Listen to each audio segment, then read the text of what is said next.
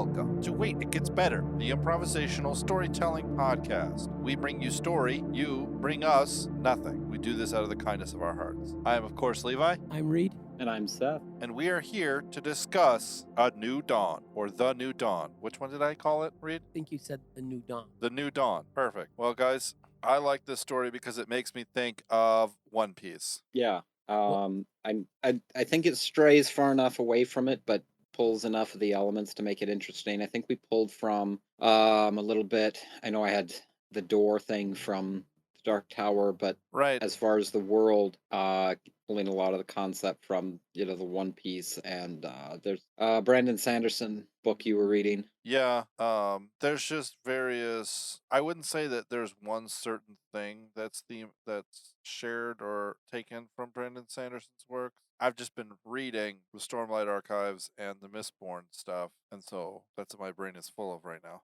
Well, in the first episode, I had a history, and there's no question that I really came off of who influenced a lot of how I imagined the story setting up was from Dragonriders of Pern. Oh, by right. Anne McCaffrey. The idea of you had a planet that had seismic upheaval because of a rogue planet that would in the orbit, that whole thing, and then developing kind of a feudal kind of system, whatever the gateways kind of settled like where they maybe come from. But anyway, it was definitely kind of that Anne McCaffrey sort of approach, kind of a freewheeling time of settling and exploration, a young planet ready to be developed and exploited. And anyway, so I just took a lot of the kind of the history setup from the story of the Dragonriders of Pern. Anyway, that's really a fun series if you ever want to get around. Yeah, and the whole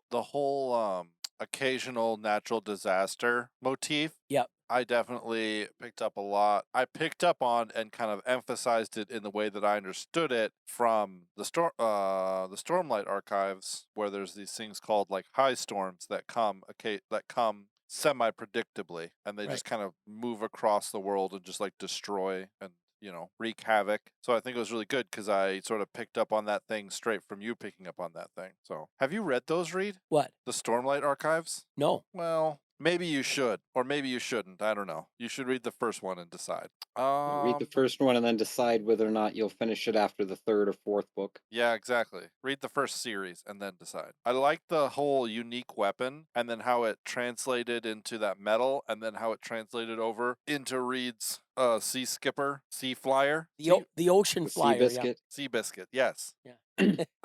It's forever Seabiscuit. I'm sorry. Just the way it works. Yeah. It's the way she goes, boys. Yeah. It's not up to me.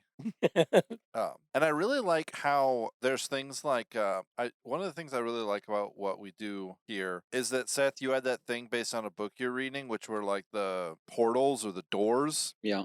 But how we could have just kind of wholesale lifted that exactly as it appears in the Dark Tower books over, Yeah. But I'm really proud of us on how it kind of changed and turned into something else. You know what I mean? Yes, I'd say promotions all around. Congratulatory rewards. Yes. I'm going to write you guys a big fat check.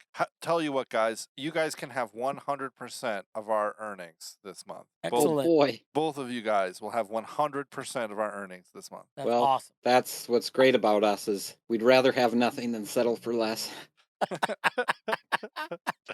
For those of you dear people out there don't realize that you've just heard one of the great lines from one of the great movies of all time, universally panned by the critics, huge budget, filmed on location in Morocco, Ishtar, starring Dustin Hoffman and Warren Beatty. No, was it Warren Beatty? Yeah. Go check it out now in theaters. Ishtar. And there's probably 4 million copies on VHS in dumpsters behind erstwhile video stores from the 80s and 90s. Yep. Maybe. They're probably underappreciated classic. They probably go for a lot now. Here's Ishtar. It's $11.45 on eBay. That's awesome. What about an unopened VHS copy of Willow? Do you Like it's have still one? got its. Do you have I one do. of those? It still has the packaging on it. I'm not gonna look up your eBay stuff, Seth. For you, this was a fun thing. This is a bit based on what we were doing. You also come on. access. You also have access to the internet. Oh, the internet. The nets, as they would say in Ender's Game, the nets.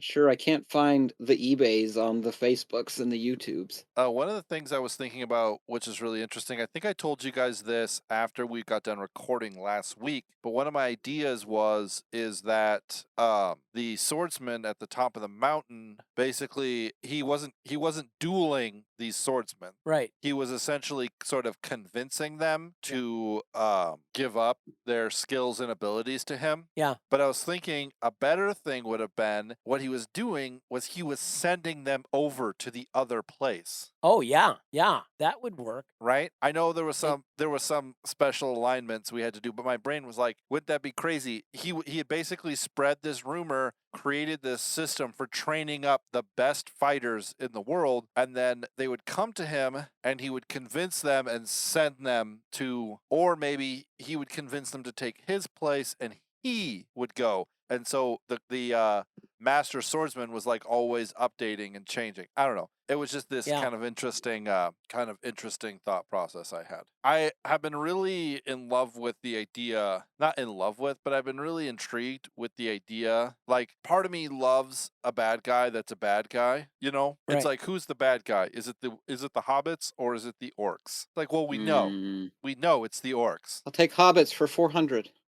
Yeah. You won that car. And I get that. And I'm not trying to say I don't like the stories that have a bad guy who is kind of like morally gray and you kind of like him and he, you know, whatever. You know, I think clear lines are important. But I also think that miscommunication is an interesting story element. It's an element of a story that's interesting. Right. You know, remember we had a story where there were the villain and the hero were brothers, right? And this was years ago. And they were like on two different armies and they were fighting each other. But then by the end of the story, the hero and the villain had switched. No, I remember that. It was the hero's sidekick and the villain's sidekick. And was that it? Yeah, they had grown up as best friends. But now they were like the sidekick of their arch enemies. And they both secretly made the decision to sell out because of their loyalty to their friend. They secretly just set in motion plans to sell out their own side, unbeknownst to the other. Yeah. Which one is this? I don't remember. I know. I've looked through my notes. It's in the notes somewhere back a long time ago. Yeah, it's a long. I have no idea. I don't even know where to start looking. I just have to start reading them over again. Yeah, in fact, I thought about picking up that theme and fleshing it out and writing the short story because it had such there's that tale, this Christmas story about the poor couple, and she had this one thing that she had is this incredibly beautiful, luxurious hair, and what did he? I can't. But he had a watch. Yeah. Anyway, she ended up cutting her hair to get something for him, and he ended up selling the watch to give her a set of combs and stuff, something like that. Anyway, so then it's sort of like a Romeo and Juliet situation. Yeah, and here, so at Christmas came, and they're still dirt poor. And they've just gone overboard, self-sacrifice, and it was all kind of for naught. And then they realized that they just loved each other, and that was the best Christmas ever have. And it was all really sappy, but still. And the lady got the better gift because her hair is going to grow back, and then she can use her combs. But now, his dad's watch is gone forever. Yeah, that was it. His dad's watch, and then she got the gold chain. So he's got a chain and no watch, and she's got combs and no hair. Yeah, stuff like that I really like because that demonstrates sort of humans' tendency to work past each other's best intentions. Right. Not best intentions, but work past each other and not exactly perfectly just know exactly what each person needs. Yeah. It's like Aragorn deciding to, when he realized that Frodo and Sam went the other way. Yeah. Saying, he could have said, okay, that instance right there, Frodo and Sam just doing what they thought was best, regardless. Yeah. And Aragorn just being like, well, what do I do now? Yeah. I'll just do this thing that I know I can do. Yeah. Which is save the other hobbits. Save the. Yeah. And then he said, there's one of the great lines. It's sort of like, So, and what a pursuit it will be, with hope or without hope. We'll put on a chase of elves and dwarves and men, and woe to our foes should we prove swift. Yeah, yeah. But that whole thing, because it takes a lot of work to be able to understand who a person is. Like you hear it in books, and I really appreciate it sometimes in books, and sometimes it's so overblown in books where like the person is thinking to themselves and is sort of stuck in a psychological rut of despair. Yeah. And you're sitting there just yelling at them like, no, just believe. Yeah. He loves you, or she loves you, or it's going to be okay. Yeah. Like, don't go into despair. And it's so human because, it's so easy to not remember the fact and not remember and understand the weight of the fact that there are people who care about you, Edmund Burke, I think, has one of the great quotes. All that is required for evil to prevail is for good men to do nothing. That's his kind of famous quote. You've probably all heard that. But he had another quote that just is awesome. And it's this: don't despair, but if you despair, work on it. Yeah, that's good. That's clean, That's just clean. It is, yeah. It's clean, but it has nothing to do with what I was talking about. But it's good. You're right. I just do that random jump shift of Don't worry, Reed, you always have the story element of random insert. You get that. That's a privilege that you have. Okay. I just have to remind myself and the audience that while good has nothing to do with what we're talking about. I like that, but sometimes you can do it over the top. Yeah. And I don't like that. And there's elements in both the Stormlight Archives and in the Mistborn series that I'm reading that both both kind of take it a little bit over the top. Like the author was like trying to write mental illness, where I think there are elements of Wheel of Time where Robert Jordan wrote Perrin, Matt, and Rand in their various states of sort of mental well-being really well. Right. And then wrote their kind of parts of their recoveries from that really well as well. Yes. Which I really enjoyed a lot. And then you have the tender, sweet counselor bedside manner of Lan Mandragoran. Rand is really struggling and all this, and he just walks up and, well, you're a man, aren't you? Then do what's right, and walks away. Yeah, Yeah, absolutely. Yep. But I just feel like I want to insert things like that, but I feel like I need to sort of talk to more people and sort of interact with human beings more, or else it will kind of get very heavy-handed. If you I have this thought process behind writing is that if I tell myself I'm going to write in a specific way, then that's too heavy-handed. Yeah, okay. Instead, what I've been trying to do in the writing that I have done and attempted to do, which is not that much, so, take this with a grain of salt, Brandon Sanderson or Brent Weeks or Orson Scott Card or Stephen King. I know you guys listen to this podcast. Just take it with a grain of salt, okay? With what I'm saying. Instead, what I've decided to do is kind of, when I want to write a specific way, I just immerse myself in that specific type of writing, Okay. Does that make sense? Sure. I don't know if this is a attributing factor or not, and maybe you guys can answer this question, but I would say perhaps some of the different writing style comes down to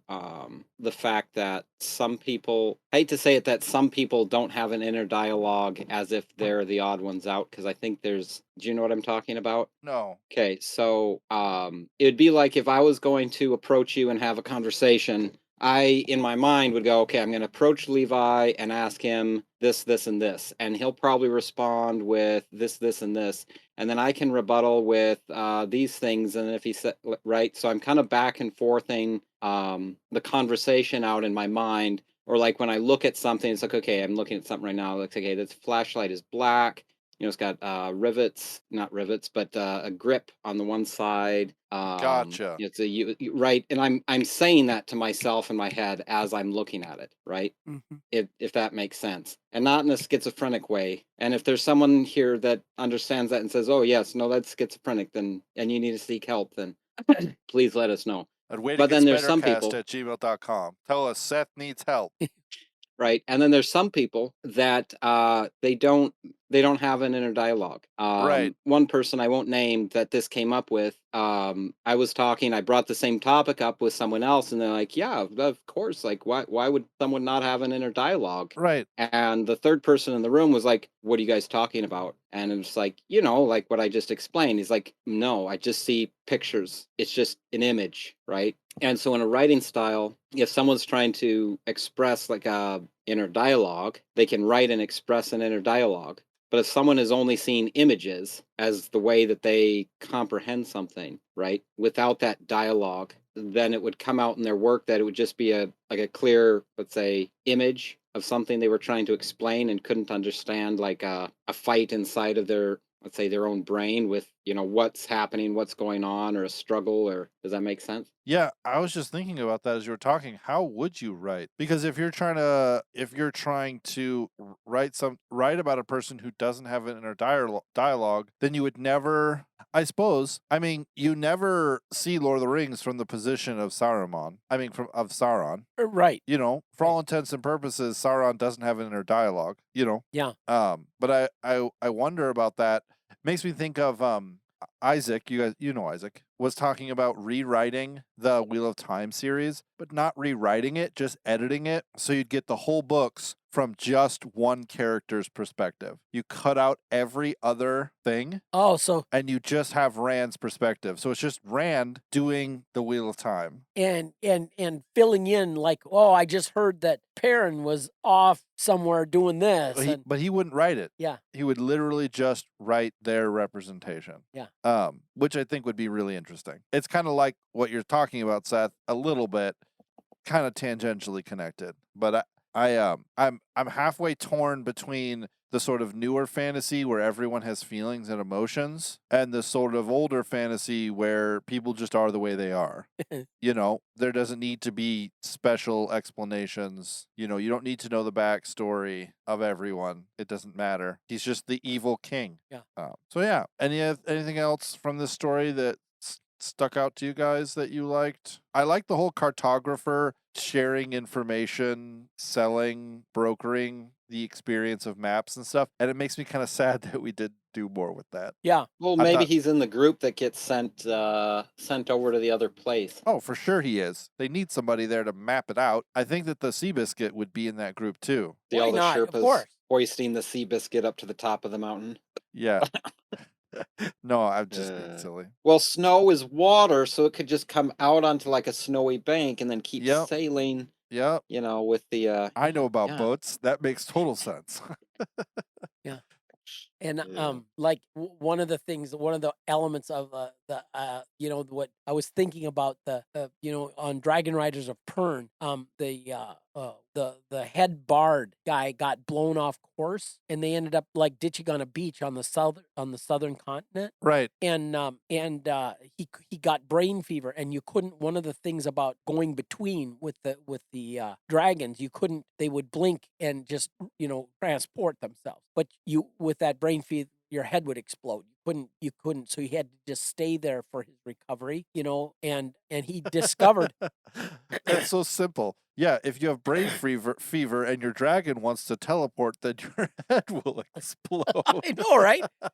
But anyway, there was a fruit there, a red fruit that they, wasn't known on the northern thing. So, guys hanging out on a beach with time on his hands, and what does he do? Of course, he harvests a whole bunch of this red fruit and ferments the juice, right? And he gets this really potent concoction. He's got himself set up with a still, and he is, so when people come to visit, it's party. They anyway, that was one element of that story, just kind of a complete sidelight, which I thought was just really fun. Yeah, I'm kind of surprised I didn't think Dragonriders of Pern at all when you were talking about the storms and stuff. My brain, I think because I had just been reading the Stormlight Archives, my brain was like, I don't think you mentioned it at all. I don't think you said I got this idea from Dragonriders. I think, anyways. Yeah, I don't remember that I did either. So. It's always a shocking thing to me how much our imaginations are kind of a conglomerate of a bunch of other things. Yes, and especially, when older, I realized that if like I reread an old story and I realize how much that story had become a part of the way I just look at other works of fiction. Right. Yeah. Right. And you've like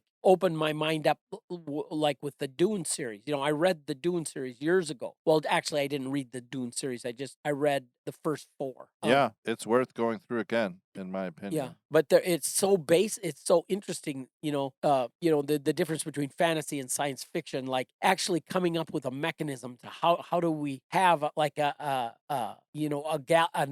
galaxy wide civilization. You got to have faster than light speed.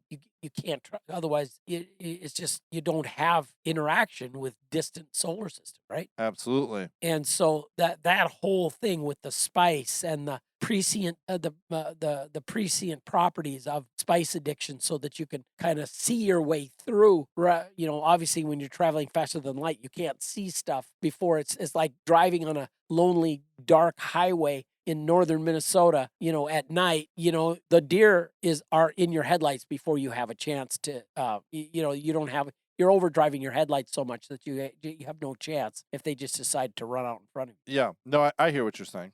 But just, toke up with a little Melange. spice, and then you'd be able to see Mambi, in your your second sight or whatever you call it. Your prescient seriously, vision. Yes.